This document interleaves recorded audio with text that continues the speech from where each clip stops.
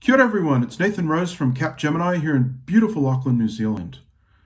Did you know that there's a powerful two-question combination that sets high achievers apart from everyone else? Allow me to illustrate.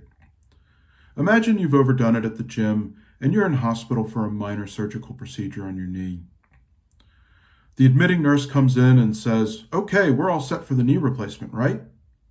You'd probably be freaking out.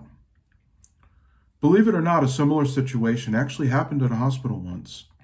And as the patient understandably became increasingly hysterical, the flustered admitting nurse raced off to find the charge nurse and began venting her frustration. And in that moment, the charge nurse asked two questions that helped this hospital avert disaster.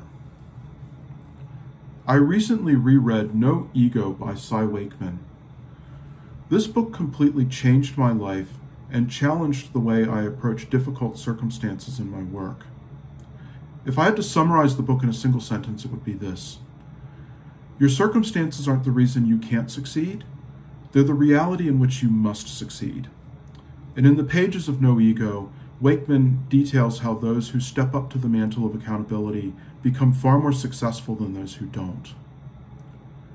Getting back to our story, as the admitting nurse is venting, the charge nurse asks her, "What would great look like right now?"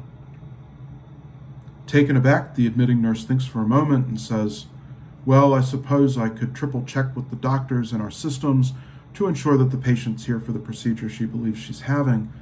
And then I'd go back to the patient and I'd do everything I could to reassure her that she's here for the correct procedure."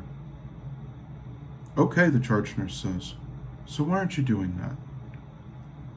What would great look like right now, and why aren't you doing that?" Those two questions helped this hospital avoid disaster, and deployed in your career when you invariably face difficult circumstances will set you apart. As your career in Dynamics 365 and the Power Platform progresses, undoubtedly you'll face difficult clients, projects that don't go well, and circumstances beyond your control. And in those moments, it's tempting to use our 4 favorite words in the English language. It's not my fault. However, if you step up and assume accountability, you'll become far more successful than if you don't. Thanks so much for watching. I hope this was helpful.